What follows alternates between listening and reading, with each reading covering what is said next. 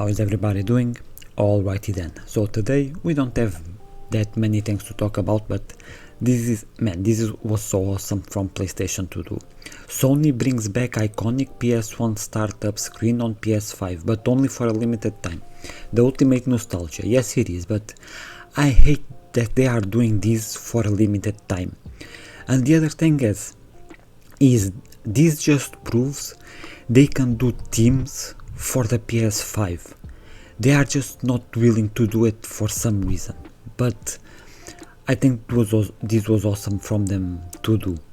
In celebration of PlayStation 30th anniversary, a new PS5 update lets you customize your console's own menu with themes that are based on past PlayStation consoles. Very cool.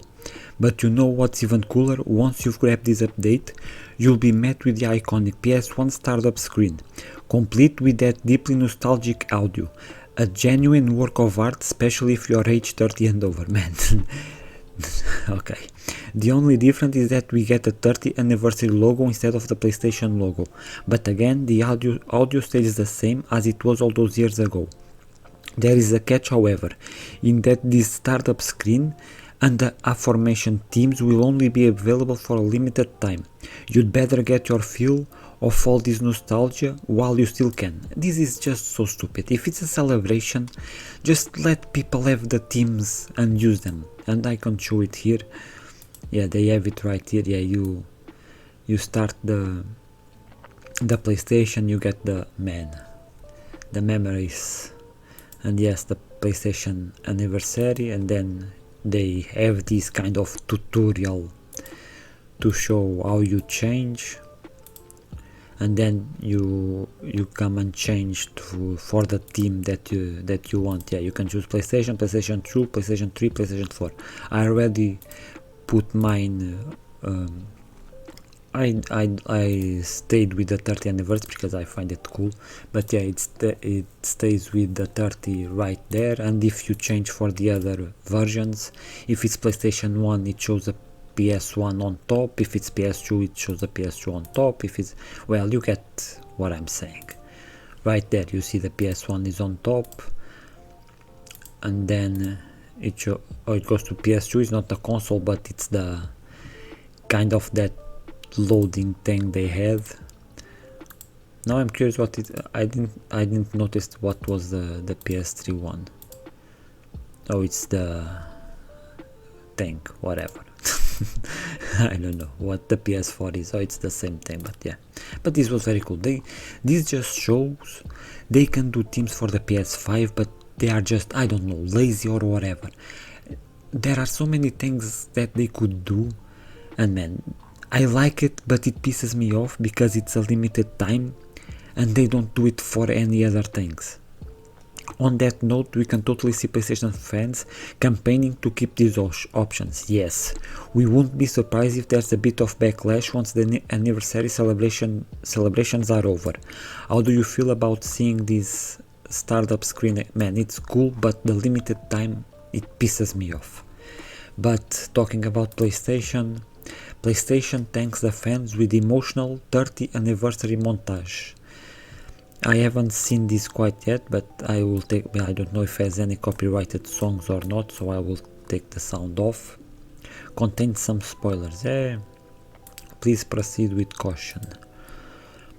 Yeah, Horizon games. I like the first one very much. The second one, not that much.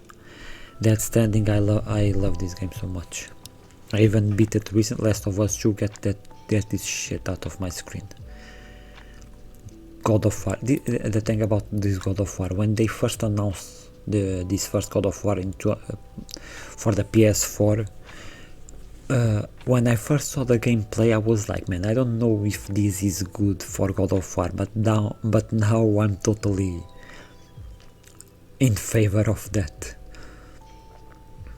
But yeah, great game. Ragnarok, I think the end of Ragnarok is a bit of a letdown, but Shadow of Colossus, great game. Last Guardian, not so much, at least in my opinion.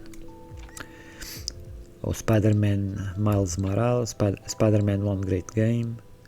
Uncharted games, such awesome. Another awesome Ghost of Tsushima. I really love this game so much. This is Call of Duty. I haven't played Call of Duty in a long time. FIFA, I don't even know what this is. Final Fantasy VII, the iconic. Resident Evil, of course. Batman, man. Such a great trilogy of games. Tomb Raider. But I don't care about baseball. It's not my thing. Resistance, man, I love Resistance. Bring back Infamous. Ratchet and Clank, Skate. Crash Bandicoot, Little Big Planet, Metal Gear, Journey, Street Fighter, Assassin's Creed, Killzone, bring back Killzone, man. Do it, PlayStation. Jak and Daxter as well. There's so many things you have there. And they end. The last game they show is Bloodborne. Okay, that is kind of... They are teasing the fans, aren't they? To finish this video in Bloodborne, or they know fans want a remaster of this game, or at least an update for the PS5, god damn it. PlayStation is 30 years old this week, if you can believe such a thing, and so celebrations are in order. The company just released a thank you video through its official channels, thanking the fans on a breakneck tour of some beloved games. Interestingly, most of the titles that show up in this montage are fairly new, but a handful of classics make the cut as well. The footage is overlaid with some choice words, alluding to the scope of PlayStation as a platform. Everything from love, friendship and family to justice, fear and infamy is referenced here, with select games tied to each theme. What do you make of this video? Are any of your favorite PlayStation games highlighted? Try not to get too... Man, I wish they showed more of the original God of War games for the PS2,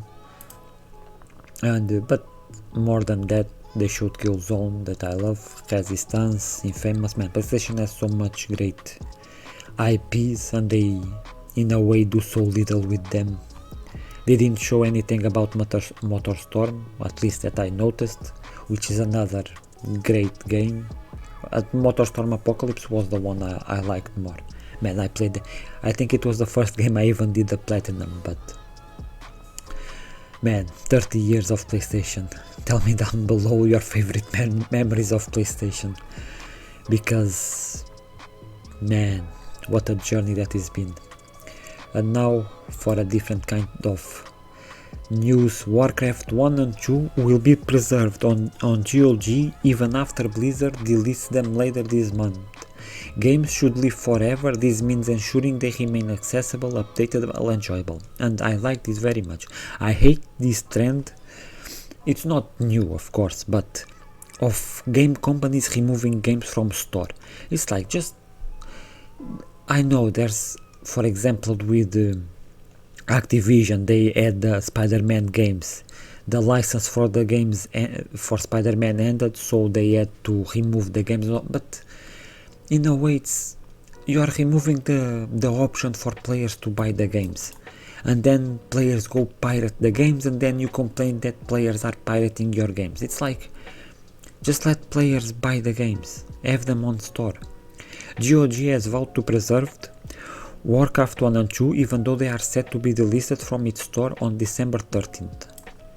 Whilst not confirmed, it's likely the games are being pulled because of recently released remasters. That's the other one. Just because you are remastering the games, why are you removing the original ones? It makes no sense. As part of its game preservation efforts, however, GOG wrote in a blog post that once a game joins its archives program, the company will pledge to maintain a game's compatibility even if it gets delisted from the GOG store. At GOG, we believe that games should live forever. Yes, the team said. This means not only preserving them, but also ensuring they remain accessible, updatable, and enjoyable on modern systems. Yes. We are incredibly proud of the work we've done on Warcraft 1 and Warcraft 2, bringing them back to life after decades of unavailability. Through our efforts, we've introduced several new features to both titles, including multiplayer support over LAN and enhanced graphical options like anti-aliasing and anisotropic filtering. That's why, as part of its preservation efforts, GOG says it is committed to ensuring owners of those titles can still expect a seamless experience and tech support for those titles. We are grateful for the opportunity to work with Blizzard on these titles. While the delisting is unfortunate, we assure you that every user who already owns these games on GOG will continue to benefit from our commitment and have access to the versions that remain compatible with modern systems, preserving their experience for years to come, GOG concluded. And man, they deserve all the praise in the world for the work that they are doing with the GOG. They have so many titles that you can buy anywhere else because they were removed from stores, and I love this initiative they have with preserving old games. I like it so much, and I hope they continue to do this and continue to add more old games to their store so people can access them without, well, pirating them. Because, man, if they want players to buy the games, but they don't put the games anywhere so we can buy them. It's so stupid. But yeah, good on GOG, and screw Blizzard for doing this. And next, for kind of a different kind of news for Pokemon, free shiny Rayquaza available soon in Pokemon Scarlet and Violet. Okay, Pokemon fans will soon have a chance to add a shiny legendary Pokemon to their collections beginning December 19. Shiny Rayquaza will appear as a special Terra Raid boss in Pokemon Scarlet and Violet. I beat the Pokemon Violet recently and I've been doing some raids with a friend of mine, and this is very interesting. I like Rayquaza very much. Once the event is underway, players will be able to encounter shiny Rayquaza in 5-star Terra raids across the Paldea region. This particular Rayquaza is black in appearance and will be a Dragon Terra type, making it vulnerable to Ice, Fairy and other Dragon Pokemon. Like other special raid bosses, shiny Rayquaza can only be caught once per save file. However, you can continue to participate in the Rayquaza raids and earn additional rewards even after catching one. The shiny Rayquaza event is scheduled to end on January 5th at 4 PM or 7 PM. Even if you missed a chance to get one during the event, the Pokemon Company notes that the legendary Pokemon may be featured in future events or become encounterable through other methods. Oh, that is very nice. Rayquaza isn't the only shiny Pokemon that players will be a chance to catch during this event. Other dark color shiny Pokemon such as Cetoddle, Carbink and Fracture will also be appearing more frequently in mass outbreaks across Paldea, Kitakami and Blueberry Academy, respectively. Scarlet and Violet are also hosting several other in-game events in the lead-up to shiny Rayquazas, a rival including a Whopper mass outbreak starting December 5th. You can see the full event schedule of the game's website. Man, Pokemon, I like playing Pokemon very much. Every time I play one I put at least 100 hours in the game because trying to catch them all and completing the Pokédex and evolving them, it's always so fun. There are some things they could improve in future games, but in the next Switch console they will have more power to do more things, at least I hope. And to end in a different kind of news as well, as a fan of Bleach Rebirth of Souls release date could be incoming as announcement is teased. Bandai Namco has scheduled a mysterious announcement trailer for Bleach, which is airing on the 4th of December. It seems likely that we are getting a release date. The anticipated anime fighter has been locked in for early 2025 since September, so the timing certainly adds up. The game's been getting a bunch of character reveal trailers over the last few months, with the currently known roster sitting at 18 playable heroes and villains. We are assuming the character reveals will continue after this special announcement, especially since some additional hype will be needed in the lead up to launch.